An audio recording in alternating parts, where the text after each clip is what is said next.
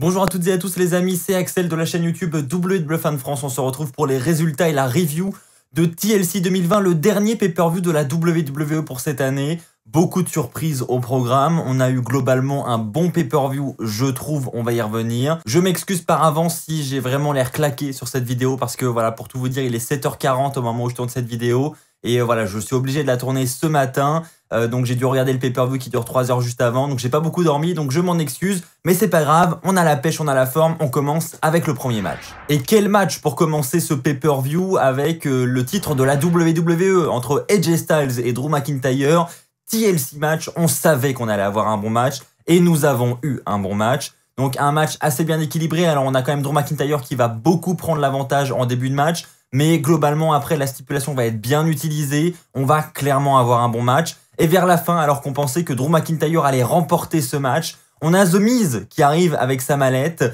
The Miz qui va encaisser sa mallette. Enfin, remarque importante, je pense, c'est John Morrison qui donne la mallette à l'arbitre et qui va demander à ce qu'elle soit encaissée.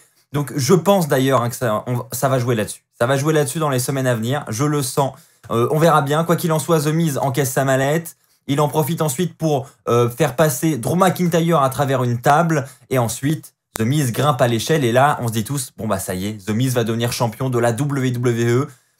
Et au final, non. On a le manager de AJ Styles, Omos, qui va monter sur le ring, qui va attraper The Miz et qui va le jeter sur une table à l'extérieur du ring.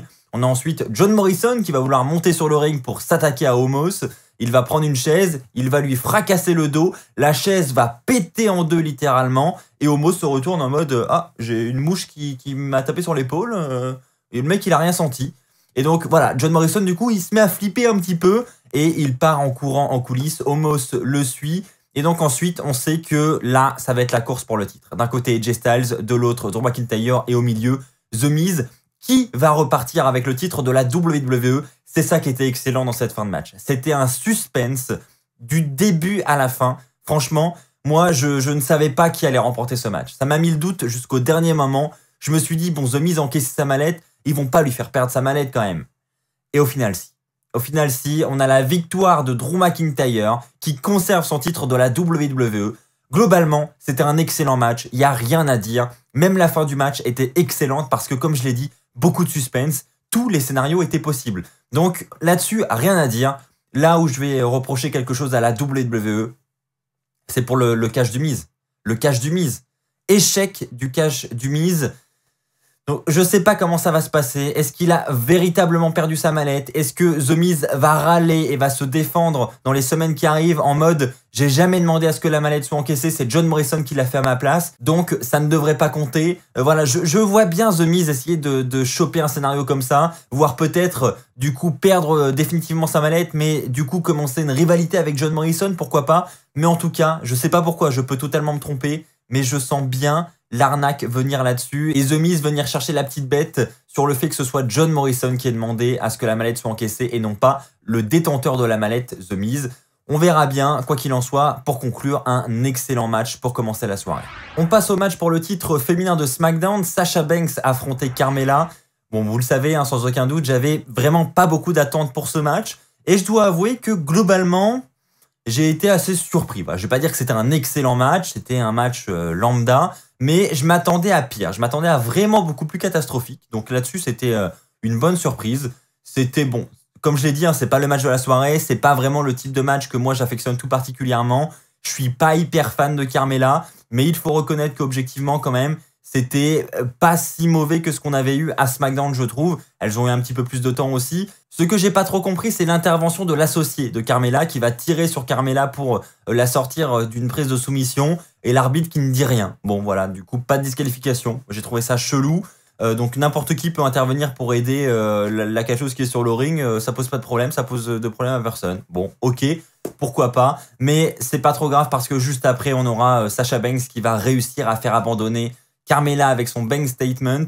Donc bon, pas grand chose à retenir de ce match, si ce n'est la victoire de Sasha Banks. Heureusement, Dieu merci, elle conserve son titre féminin de SmackDown. On continue avec les championnats par équipe de Raw, match entre le New Day et Hurt Business.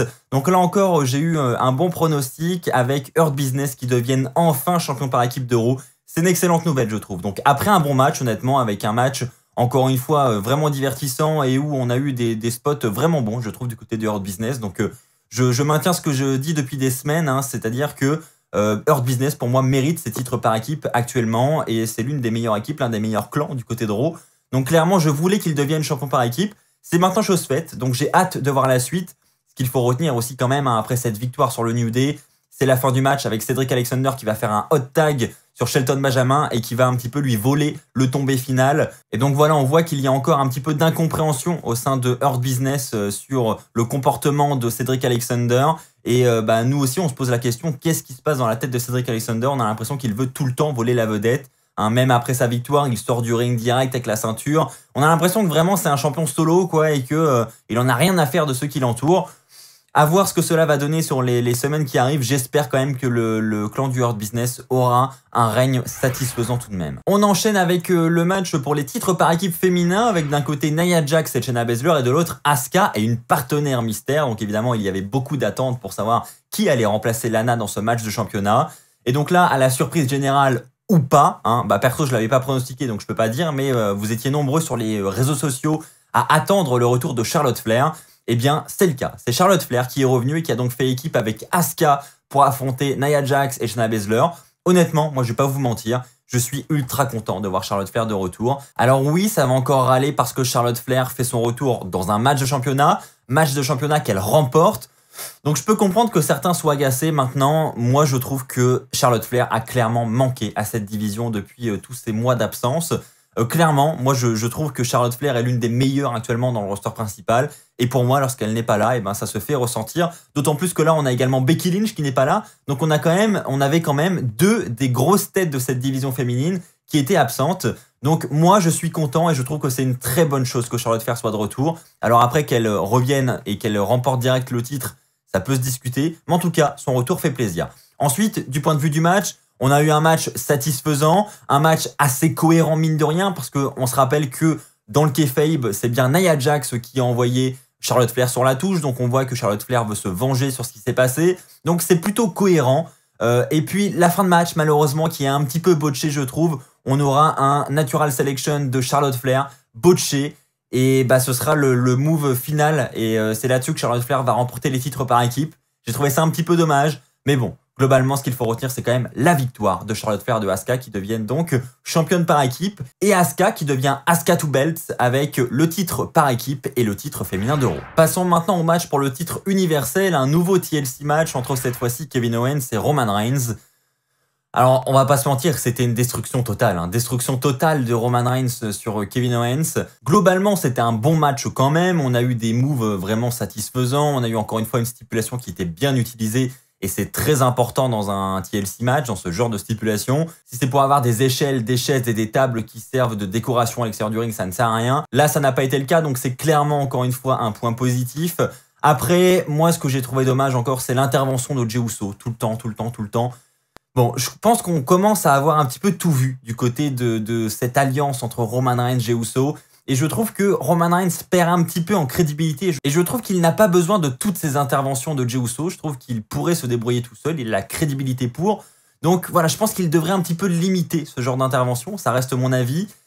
Quoi qu'il en soit, ça aura permis à Roman Reigns de conserver son titre universel. Puisque à la fin du match, on avait Kevin Owens et Roman Reigns en haut de l'échelle. Roman Reigns a appliqué sa guillotine sur Kevin Owens. Kevin Owens est donc tombé de l'échelle, ce qui a permis à Roman Reigns de conserver sa ceinture. Roman Reigns qui est donc toujours notre champion universel. Ce qu'il faut retenir, c'est que malgré la destruction de Roman Reigns, on a cru jusqu'au bout à la victoire de Kevin Owens. Et ça prouve à quel point les deux hommes ont été très très bons, je trouve, dans ce match. Parce que moi, même si la victoire de Roman Reigns était plus qu'attendue et plus que prévisible, quand on en vient à douter sur la victoire de Kevin Owens, c'est quand même que le match est bien raconté, que le déroulé est vraiment bon.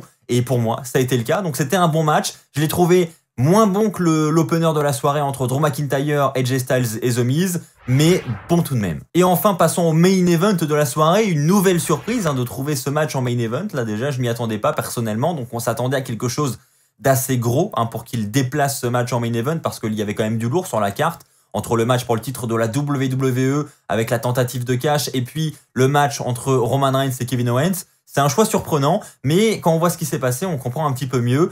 Donc, match entre Randy Orton et Bray Wyatt, The Fiend, avec une stipulation très particulière, un Firefly Inferno match.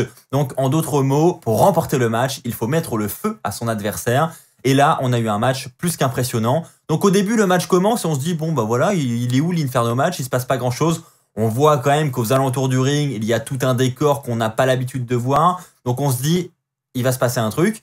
Et à un moment donné dans le match, Bray Wyatt va faire jaillir le feu tout autour du ring. Et on va avoir vraiment un décor magnifique. Moi, j'ai trouvé que c'était très bien fait. Niveau production, on est au top. Et ensuite, évidemment, là, la psychologie du match va commencer à arriver, où on va avoir Bray Wyatt qui va vouloir mettre le feu à Randy Orton, de même pour Randy Orton sur The Fiend. Bref, à ce moment-là, le match commence vraiment. On va avoir ensuite des premières tentatives de The Fiend. Il va prendre une ceinture en cuir, il va mettre le feu à cette ceinture pour essayer de brûler Orton, mais Orton, heureusement, va esquiver. Ensuite, il va aller chercher sa chaise en bois, il va essayer de mettre le feu à cette chaise en bois en asseyant Randy Orton dessus, mais heureusement, encore une fois, Randy Orton esquive. Et puis, on arrive à ce spot final où Randy Orton va finalement réussir à mettre le feu à Bray Wyatt. Effectivement, vers la fin du match, on a Wyatt qui va tenter de mettre le feu à Randy Orton, mais Randy Orton va contrer, et c'est finalement Orton qui va pousser Bray Wyatt dans le feu. Et là, on a The Fiend qui va prendre feu, mais littéralement, il a le dos en feu, les cheveux en feu. C'est clairement un segment impressionnant, moi je trouve. J'ai été bluffé personnellement par tous ces effets spéciaux. On a ensuite Bray Wyatt, The Fiend, qui va retourner sur le ring avec le dos, les cheveux en feu. Et il va de nouveau faire face à Randy Orton comme ça. Franchement, je trouve ces images magnifiques. Moi perso, j'ai vraiment adoré. Et ensuite, on a Randy Orton qui va asséner un RKO à Bray Wyatt. Donc là, techniquement, Randy Orton a remporté le match, mais ça n'est pas terminé puisque Randy Orton va aller à l'extérieur chercher un bidon d'essence. Il va asperger The Fiend avec cette essence et il va ensuite aller chercher une allumette. Il va craquer l'allumette, il va la lâcher sur The Fiend et là The Fiend va littéralement prendre feu intégralement tout son corps. Il s'agit évidemment d'un mannequin et non pas de The Fiend le vrai. Heureusement, Dieu merci j'ai envie de dire. C'est vrai que du point de vue de cette marionnette, de ce mannequin, on peut se dire, c'était pas non plus hyper réaliste. C'est vrai qu'on le voit, que c'est une marionnette, hein, clairement on le voit. Mais perso, je trouve que ça aurait pu être pire, très clairement. L'illusion est là, et même si on sait tous que c'est un mannequin derrière, la fin du show reste quand même impressionnante, je trouve. Et moi, perso, j'en garde une bonne image. Et même si on se doute tous que c'est une marionnette qui se cache sous ces flammes, eh bien, ça reste quand même un segment vraiment sympathique, je trouve, très divertissant.